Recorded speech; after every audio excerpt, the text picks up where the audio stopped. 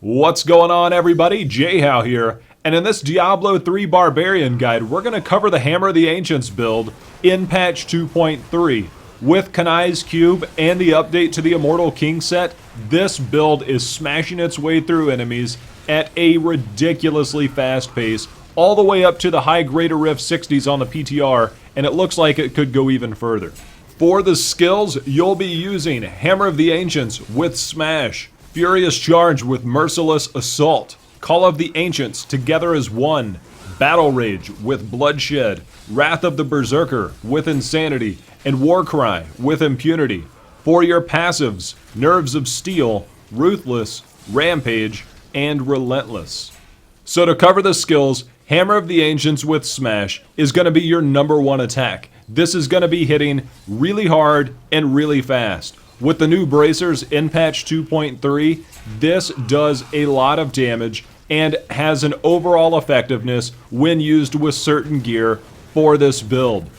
Hammer of the Ancients will also be your spender, where moving over to Furious Charge, Merciless Assault, since this generates fury, this allows you to use the focus and restraint rings. Using Furious Charge as a generator is only part of what it does. Using it as a movement option or some type of stun ability to be able to get in and do damage and to be able to get your Hammer of the Ancients shots off and then Furious Charge in or out wherever you need to go is unmatched by many other characters and skills that they have. It's a great choice there for a multitude of reasons.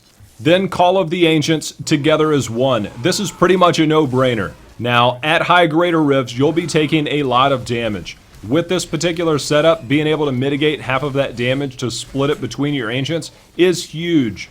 With the IK set, having the Ancients up 100% of the time gives you that extra damage with Wrath of the Berserker. So having this combined together with the other skills that you're running makes for great survivability and great allies. Then you've got Battle Rage with Bloodshed, which gives you that extra damage, plus it's also going to do some splash damage. So this is an all-around great offensive rune and skill to use. Wrath of the Berserker with Insanity. Again, you're going to be trying to push really high Greater Rifts with this build. It's also great for speed farming, but Wrath of the Berserker with Insanity is pretty much in every single build nowadays. Wrath of the Berserker can be kept up with almost 100% uptime, or should be, based on the gear choices that you made.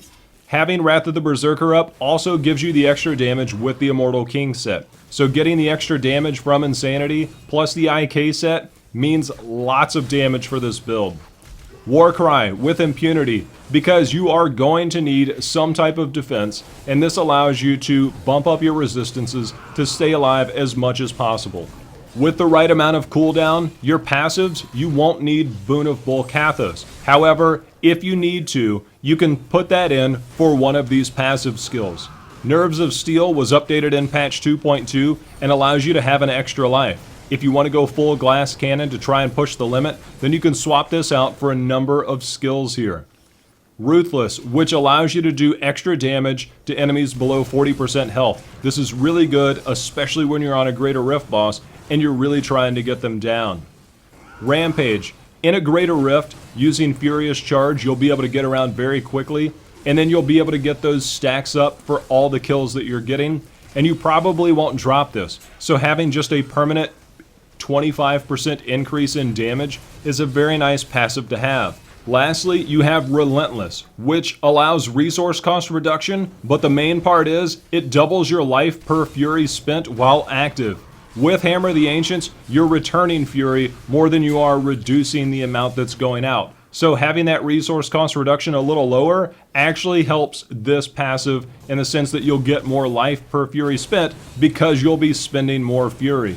Because you'll be attacking very quickly with Hammer of the Ancients, this actually works out really well in your favor when you start to get near death. Again, if you want to go full glass cannon, you can go with another offensive passive here to be able to push the limits and see if you can survive.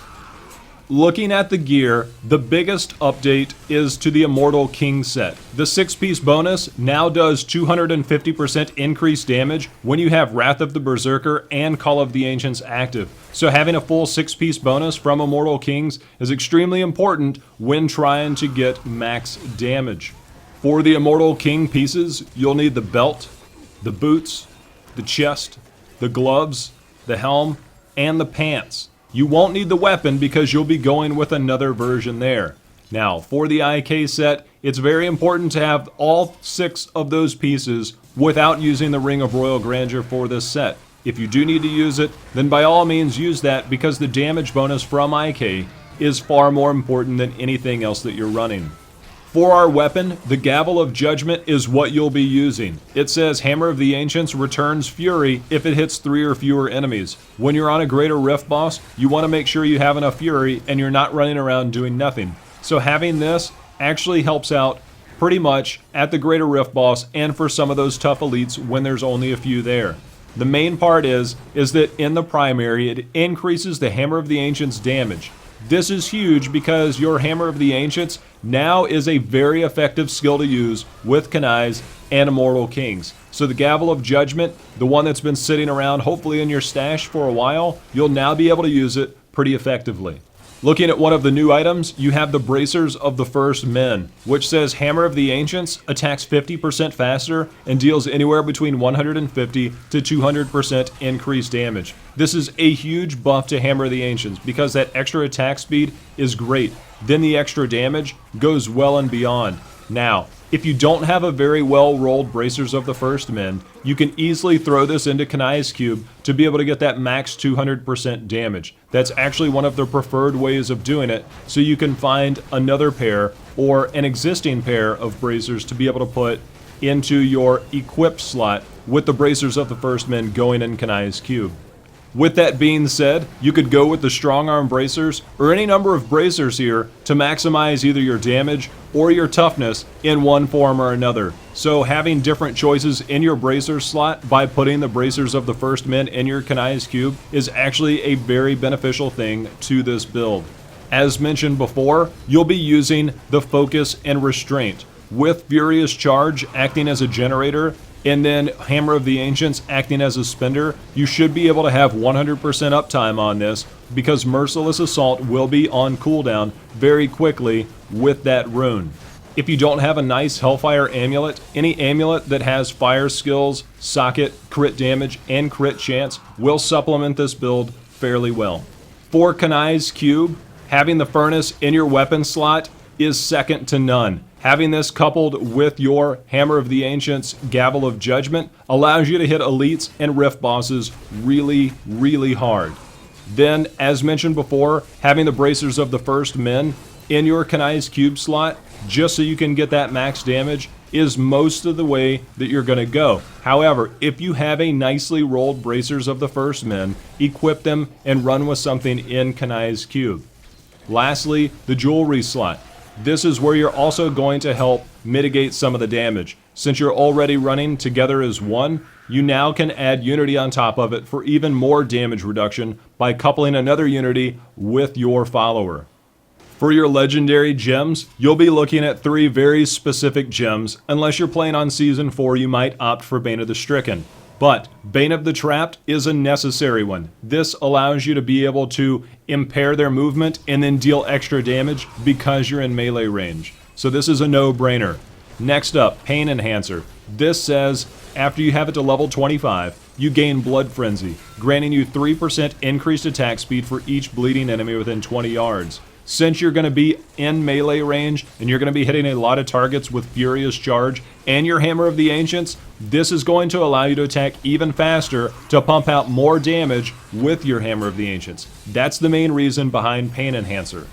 Lastly, you have Taeguk, which says that you deal extra damage for each stack every time that you spend a resource. After level 25, you then get armor back from it. It doesn't necessarily benefit the Barbarian as much as it does other classes, but it does still help mitigate damage in the end game. So having that Taeguk and understanding that you have to make sure and use your Hammer of the Ancients whenever that 3 seconds is there, Make sure and keep that up to keep max stacks to be able to do max damage. To recap, you'll be using Furious Charge to dart around the map, and then using your Gavel of Judgment for Hammer of the Ancients to slam down on your enemies.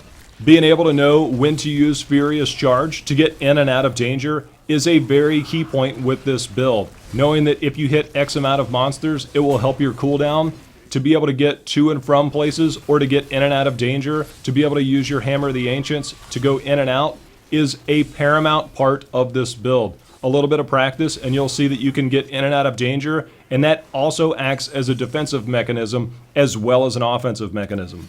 Also to know that you need to keep using your Furious Charge every 5 seconds to keep your Focus and Restraint procced, as well as your Hammer of the Ancients every 3 seconds to keep your Taeguk and the other part of Focus and Restraint procced, will keep your damage at a maximum throughout an entire Greater Rift.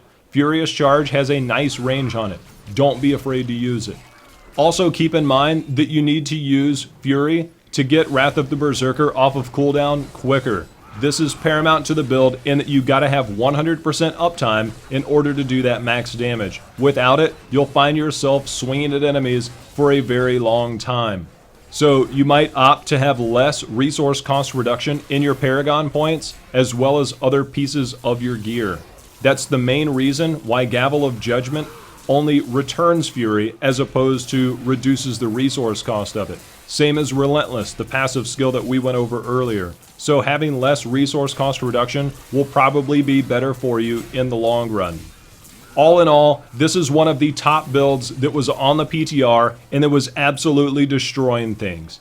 I personally enjoyed it very much while testing this on the PTR to be able to dash around and use Hammer of the Ancients for once. It's been a while since we've been able to use it, and now it's brought back to an enjoyable build that you can go around and literally smash anything with Hammer of the Ancients with the updated IK set. So hopefully you guys will enjoy the build.